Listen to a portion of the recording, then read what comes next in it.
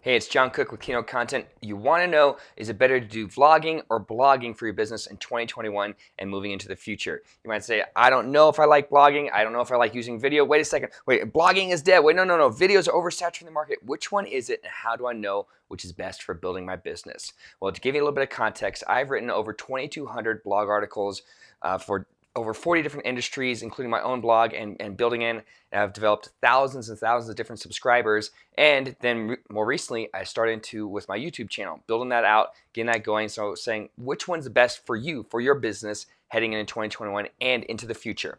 Well, I will say that the sentiment that blogging is dead. It is not dead. 77% of internet users visit and read blogs on a consistent basis. But also we say that over 85% of internet traffic is video based. So which of those two is the right fit for you? There are a couple things I want you to start with. Looking at no matter whether you choose vlogging or blogging, you know what are the alternatives? What are the other options? You might say, I don't want to build out a YouTube channel. What are some other options? I will say the options are for vlogging. If we stay on this side here under vlogging, say Facebook Live is an option. Instagram Live is an option. LinkedIn Live is in beta testing, but they're expected to roll that out by Q3 2021. LinkedIn Live is going to be an amazing option. I have clients that are already test driving it. They love it. They love the interface. It's amazing. I will say Vimeo, or Vimeo, however you want to pronounce that, is an option as well. As if you're a streamer for like Twitch, or Twitch is a good streaming platform if you want to use that as a potential platform for vlogging. Those are options. You might say on the blog side of things, saying, is it WordPress, is it Wix, is it Squarespace, whatever it might be, there are so many different options for blogging if you want to go that direction. But I say no matter what it is, look at what is your audience, where is your audience hanging out? Where do they expect you to hang out? If your audience is looking for more of a kind of an engaging short form video style, of course vlogging is a better option. If your audience prefers reading more, then that might be the option to go, saying like, what's your preference? What is your audience preference? And always start with your audience first. How can I help meet them where they are? And then serve them with content in the way that they expect me to show up on that platform. So again, audience style is the first place that I start. But another place I start is 3 S's. I say, what is your content? Specifically with your content, what are your content skills? What is your content as far as like the style that you like, kind of like what's the way that you choose to consume content, but then also what is your setup? And in each of these 3, the skills might say, I love hopping on camera, being on video, and just talking for 15, 20, 30 minutes longer than that. Okay, vlogging might be a better use of, or better platform for you to decide, but you might say, I don't like the way that I sound, I don't like the way that I look on video. That's okay too. You can go to writing. And inside that style is going, okay, that preference, but there's also the, I get nervous if I have to speak, and I have to give this presentation, or I have to even talk and go live. Even the idea of hitting a Facebook Live and going live is intimidating. Okay, in that situation, that might not be your skill set, but say, I love writing. Now on the flip side, I've had clients tell me, it's like, Jon, I want to do blogging, but I just hate writing. I've never been good at writing. Okay, you can outsource that, or you can come up with other ways to create that written content specifically and focus on video instead. This is your permission slip. No matter what you look at in the future, saying like, you don't have to create blog content. You don't have to create videos in the future. It's saying find what connects with you and your audience, and what even is a comfortable way for you to start out. I'm not saying that it's second nature. You might say, I want to start in videos, but I've just never tried it. Give it a try. Go from there. So it's skills, style, but then the setup. On the setup side of things, the pros and cons is that on the video side of things, like video equals more tech. As far as like the production side of things, video, lighting, audio. Okay, with vlogging, it's the less tech as far as the actual production visual side of things, but there is maybe even as much tech on the editing. You might need to learn WordPress. You might say, how do I even put together a blog article? There are different ways and different tutorials to help you figure out what's the easiest way for you to get a blog article published. So it's less tech on the visual side of things, but it might be more tech on the back end side of things, for like the actual publication or the posting of that blog article. So it depends on your style, saying, okay, what's your personality? How do you want to show up? What's your skill set? Saying, if you're not really techie, saying, okay, the less techie option might be something where you're doing blogging. That's okay. That's fine. But then it also goes into this concept of owning versus renting. And owning versus renting, this concept saying you don't own Facebook, right? If you are and you're Mark Zuckerberg watching this, hi Mark. The whole point is that you don't own that social media platform. You rent it. You wouldn't say, hey, I want to rent an apartment in Upper West Side and then go and do a bunch of renovations to that, and then your lease is up and you have to move out. You leave those renovations there. That would be a terrible waste of money. But the owning side of things, like you own your website versus you rent social media. Now, there are different ways that you can build into this. On the blogging side of things, going, you own your website, which means that you will always own your blog content. But you rent by putting, like, whether it's YouTube, whether it's whatever it might be, that social media platform, they can always change their algorithms, change the ownerships. They can revoke access to your page at any moment just from a violation of community guidelines, whatever it might be. On a whim, they can take that away. And I don't say that in this type of like fearful standpoint, but like that's the reality, is that they have the control.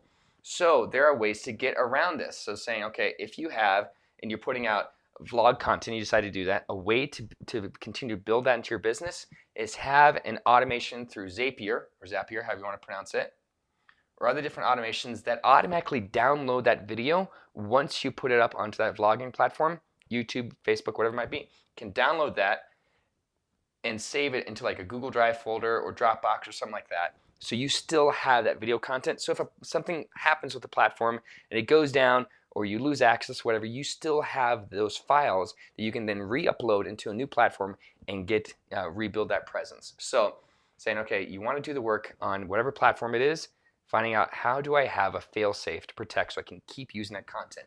And in that same vein, it's going like, when you download that content, I like saying, whether it's blogging or it's vlogging, the concept comes down to how are you repurposing. I call this pre-purposing your content and then repurpose it afterwards. So there are two aspects of this. Pre-purpose your content goes, okay, you can focus on blogging, and then you can hire an actor, or you can hire somebody through Upwork or whatever it might be, for them to essentially give a script, like a voiceover, and you can put graphics with it. They don't even have to be on screen. You can pre-purpose it and say, I know I have this blog content, but I want it to be video as well. Have a script put together, have a voiceover artist record it, put it over a slideshow, and just export that as a video file. And from there, you can have it then repurposed to YouTube or Facebook or wherever it might be that you want to repurpose that content. But the whole point is going, your audience expects you to be in a lot of different places, even though it says, okay, their audience tells like how do they want you to show up, it means that they may want you to show up in that specific way on a bunch of different platforms.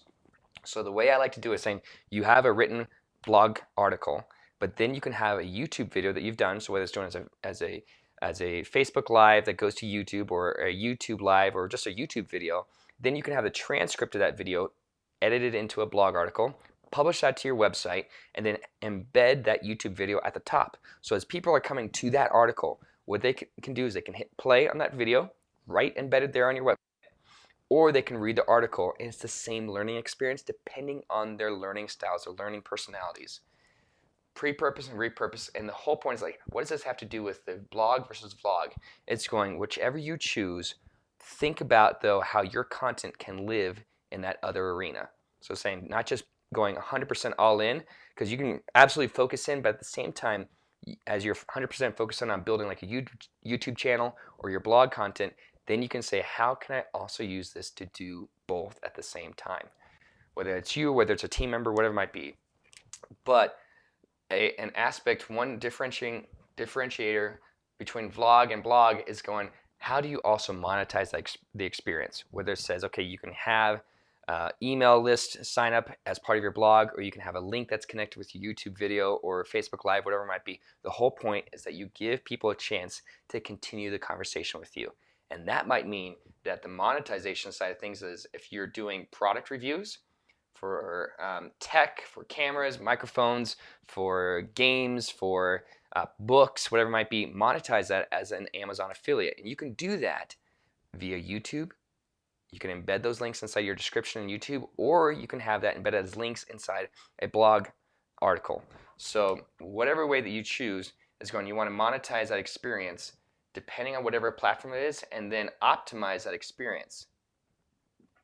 It doesn't matter whether you choose blogging versus vlogging if you don't take the time to connect that content to the people who search for that content in the first place.